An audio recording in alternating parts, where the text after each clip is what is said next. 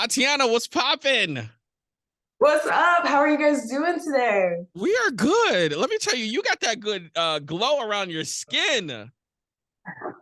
Curls are That's what I was trying to popping. get right now. Thank you so much. How's everything? Talk to me. Everything's actually really good. I'm a little stressed out. I got invited to a lot of things at Fashion Week, which basically starts tomorrow. So I'm gonna be flying out to New York and all over the place for the next 2 weeks, starting Mhm. tomorrow. But I'm really happy. Like I'm happy works and life's going good. Why are you stressed? Why am I stressed? I've never done Fashion Week before. Oh, Honestly, that's really it. I'm like, I'd say it's more excitement than nerves, and then I'm just ready to do it. Like I'm ready to stop thinking about it, stop preparing for it. I'm just ready to be there and make the most of it and just like be in the moment. be in a moment. And then also, Yeah. are you going to be super excited when it's over and done with? Um, I think I'm gonna feel a little bit of relief when it's over and done with, but I don't think I'm excited for it to be done. I want to take in like all of it. Like I never would have thought 2 years ago that I'd be invited to Fashion Week things. So I'm gonna absorb every single second. For someone that is not in the industry, how do you get an Mhm. invite to Fashion Week? For someone who's not in the industry, You're like me. No, no, no. Like, explain it to me. Like, walk me through, like, how do you get an invite to actually be a part of Fashion Week? okay, so essentially, Fashion Week has so many different things going on, and I believe a few years, like way back, it was probably always more centered on modeling, but now because of influencing spaces, social media, companies always finding ways to put their brands and their products into anything going on, like it's become a huge outlet for anyone with connections to go and connect, go and meet people they've never met with before, go and interact with models and acting and stuff. So honestly, I'd say it's really the influencing social media space that has grown to be such a big deal that has allowed me access into these spaces because that is where I thrive and have created a lot of like all my biggest moments and things. And because of what I've created there, people see my value and what else I can bring to their tables. And that is essentially like what gets you through the door. You doing your own thing, and then them seeing that you have potential to do way more with it, and then now it's my turn to go and show them like, yes, I can do way more with this. I'm not just on Instagram. Like let's keep it coming. Exactly. It's your turn to show them that you actually belong in this space. Yes, because honestly, of course I love social media and I started off because I wanted to create a tool out of it and create all these things that I wanted to do. But at first it was a tool towards stepping towards acting. So like Mm. literally at one point, I noticed that girls with more followers than me in auditions and stuff would get roles over me, and I was just like, okay, if that's a new criteria, I guess I'm gonna have to get my followers up. And then I just started to, get my followers up, and I started to realize like I actually like this. Like this is fun. I like posting 3 times a day. I like talking to the kids. I like doing this. So it just blossomed into like 50 different opportunities, basically. 3 times a day. Tatiana, I would be stressed the hell out. Oh my gosh, listen, it's like 3 times a day TikTok, 3 times a week Instagram, 5 times a day on your stories on any platforms, a couple times a day on YouTube Shorts, Snapchat Spotlight, like Reels. It's so many different things that I have to post onto a day. But it's like the more you do and the more sources you reach out to and start creating on, it literally just opens more doors for you in any of those categories. Do you ever get like, what the hell am I posting today? Yeah, actually this morning. No, I'm just kidding. I'm just kidding. Honestly, yeah, a little bit all the time. I think that's just a part of the challenge, though. It's a part of being a creator. It's a part of just learning this lifestyle because honestly, the only people who used to have to worry about getting up and doing content every day were people who were actually doing acting, modeling things that like actually had things to show on socials and stuff. And social media has grown into this anything you absolutely want platform. And now it's like I could do anything throughout the day. I could do a cooking video, I could do a makeup tutorial, I could do a hair tutorial, I could give advice, I could do fashion, I could like hang out with my friends and vlog it. Like there's just so many things that people are willing to see. You just have to be willing to choose like 3 things you want to share that day. And that's kind of how I think about it. Like just something that people would want to see that you were willing to share. And I just hope for the best. Or, TikTok does a little cute dances and stuff. So I look for a dance trend that's trending. And I'm like, okay, I can do this today, maybe they'll like that. I don't know. I'm constantly thinking of stuff though. There's always a billion different ways to take it. So essentially, I guess not overthinking the whole situation because I get coming up with ideas and things that you need to do, but like not overthinking it when it comes to like, all right, maybe I shouldn't post this because of the way how my hair looks, or maybe I don't look too well in this dancing video, things like Oh, that. yeah, no, I would say that is a huge thing that so many people allow to block them from posting. So that's actually something I say all the time, like just press that post button. Stop worrying about the draft. Stop like, oh, your hair doesn't look like this, your makeup doesn't look like this, the outfit didn't do this. Even if it's 10 seconds, 5 seconds, literally just post what you want to post, whatever made you laugh real quick, smile real quick, and it's gonna be perfect. I Like gotta someone's say, gonna catch it, someone's gonna pick it up. it's easier said than done. And listen, it is, and I think that is how some creators become creators versus people who aren't creating. And it's just you have to have the gonads to take that leap and just go for it and post it and hope for the best. That the first year of TikTok, I didn't start seeing real numbers to back me up until towards the end of that. And each day before that was just 3 times a day, 3 times a day, 3 times a day. Make sure something's up, make sure something's posted, anything possible, just like random anything. And I still think it was that consistency that built me up in way more ways than a lot of other creators go about it right now. Did you ever have that issue where you were just like not necessarily overthinking it, but you're like, oh, maybe I shouldn't post this, or maybe think about like my mama and whatnot. Of course, yeah. I usually keep it pretty PG, especially since I started when I was about 17. Mhm. So I kind of had to. I also came from a military family and I was in college, so I wasn't really trying to, just get up there and start showing skin and stuff just in case someone wants to use that against me one day with whatever career I chose. And True. then on top of that, I knew that my main passion was acting, especially like Disney type acting. So I was always very mindful of like be careful. Online is forever. Be careful what you put out there. Don't show too much. Don't do too much. Like it's just that was always something in the back of my head. But on top of that, my parents had instilled that in us ever since we were allowed technology as well. Like I kid you not, they were monitoring our Instagram posts, our anything that we were scrolling through, seeing. They'd sit there and watch it with us and tell us yes or no as they were going through it, which kind of gives airplane parent, I mean helicopter parent a Helicopter. little bit, but Right. yeah, it really wasn't that bad. Like I still to this day thank them for not really giving me a phone until high school and not letting me have social media for real until high school. Cause I do think there are so many kids right now growing up with it that is just So adding 10 fast. tons of insecurities and mess onto their plate. And they were just really big on whatever the world presents to you, you have your own head on your shoulders and go accordingly through it. So when it came to social media, I was like, act right, this still your daddy's name you represented, and Mhm. then basically it's gonna go about it.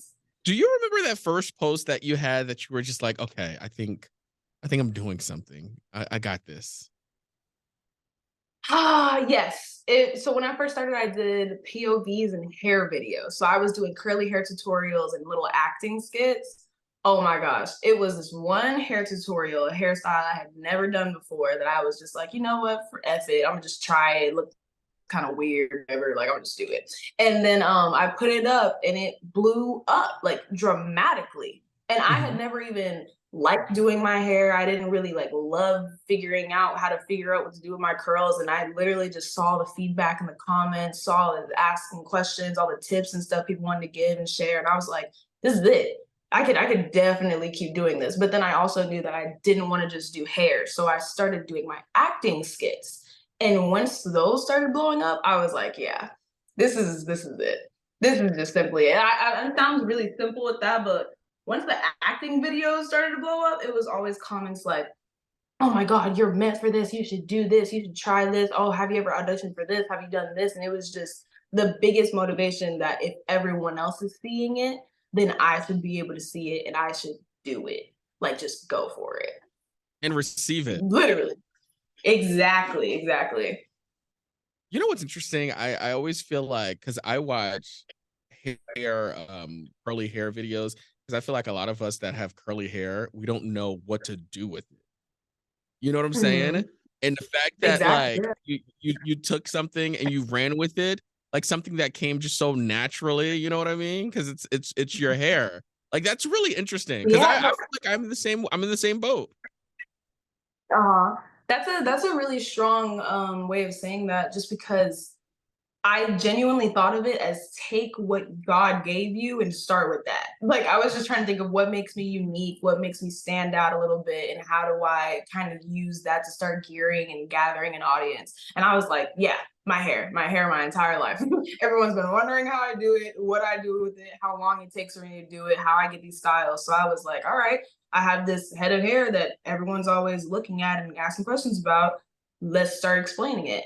And that was the easiest way to open the door, because especially back then, like everyone's making curly hair videos now because everyone wants to be an influencer now. But TikTok was not cool back then. Like you were being made fun of if you were on TikTok in early 2019. So it was just for me, I literally was just starting to try whatever with my own hair and like play in the camera to see if I felt good in it, and just like try to convince myself that I looked pretty even though I hated curly hairstyles, because like I was like, oh my God, why don't I just straighten my hair? Like it literally, that's how you make things No. look like this. Mm-mm-mm-mm-mm. Exactly.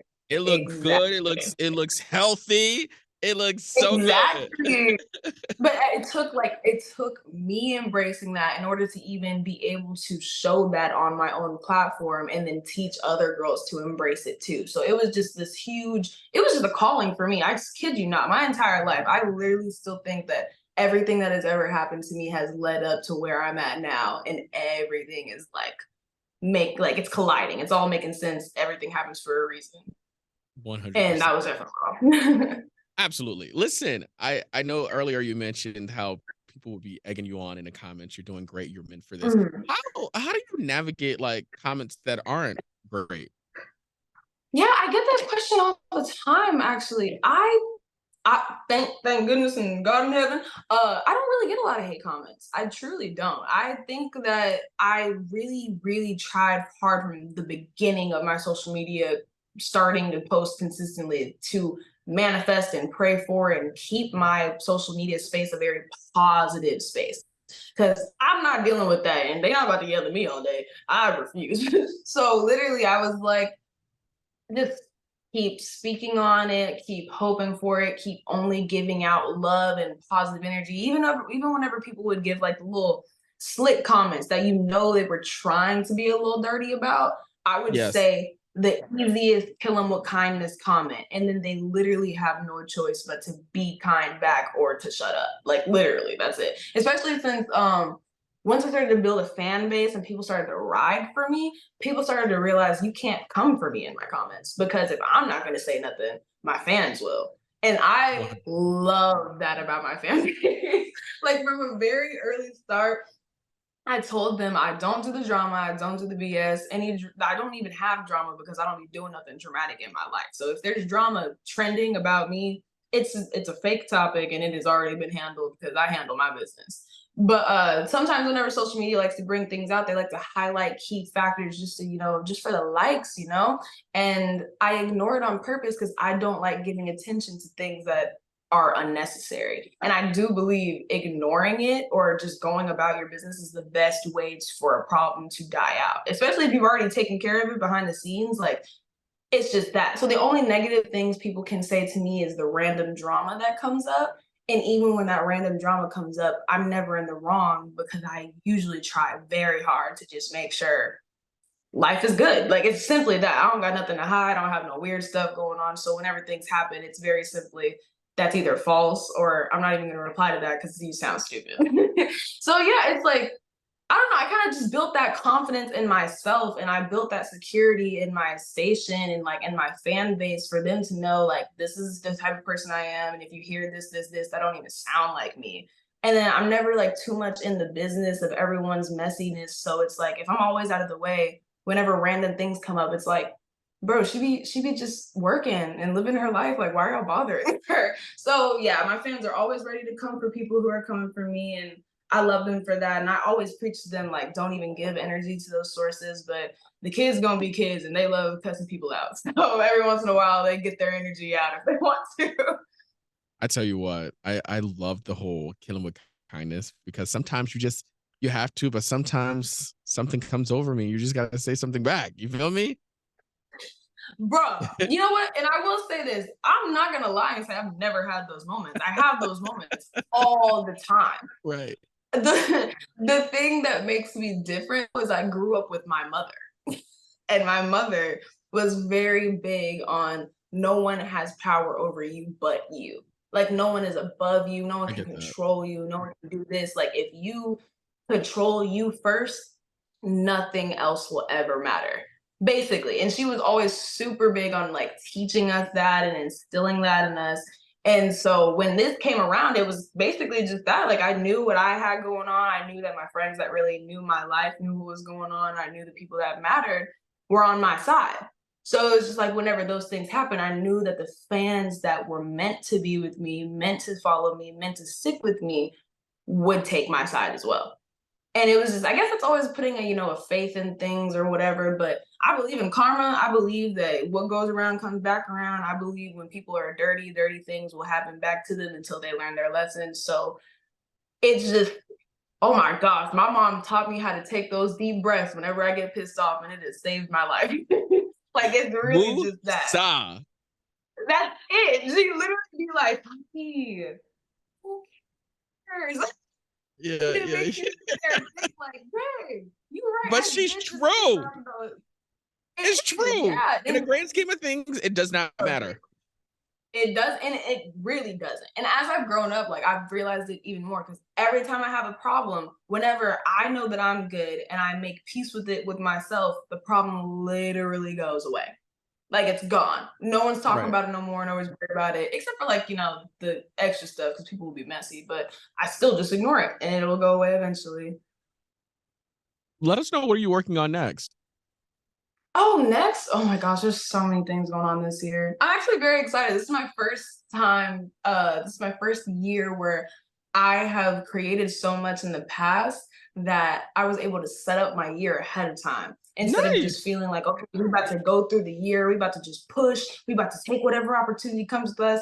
This is the first year that all the opportunities have come to me. And now I get to go through the year and pick yes or no type vibes. So I'm really excited. I'm getting invited to a bunch of stuff. Fashion Week's next week. A bunch of companies like hitting me up to like just show their clothes and do things with that. So I'm hoping that this very much opens a whole new lane for me in fashion modeling. I don't think I do runway. I'm still a short individual, but I would love to do more modeling, more photo shoots, more creative stuff. Like I would love to get more into that. And I feel like I have a knack for it.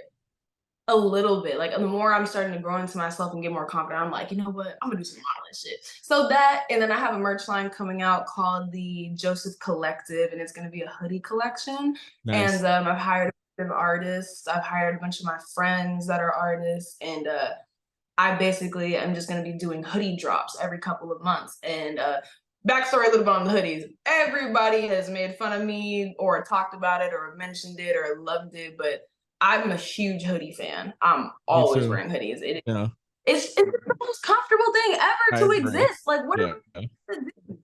So I was just like, I feel like hoodies are dope, and I feel like people are getting sick of me wearing hoodies because it looks basic. And I'm like, maybe I should take hoodies to the next level. And I've noticed that people are starting to do that in general as well. Like people are starting to care more about that type of thing.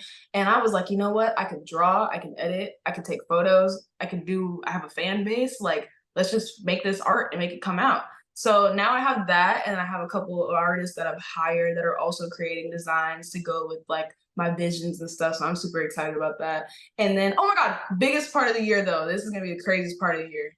Maybe second crazy. No, it's gonna be craziest. I'm doing my first round of meet and greets, which is the first time we're gonna be able to do that since COVID and everything. Because I started TikTok during peak COVID almost. Mhm. Mhm.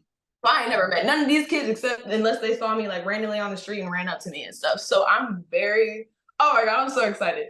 We're gonna be going to New York, we're gonna be in Miami, we're gonna be living in Texas, we're gonna be in California because I live here, yeah. And then the biggest thing though, we are going to freaking Africa.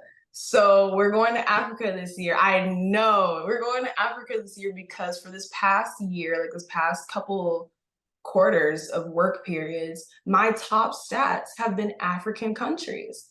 like representing and loving my content. And I think it's because I started to embrace my culture a little bit more. I started to dance with them more, listen to more music, started to embrace like myself more. Last year was just a huge self-growth me.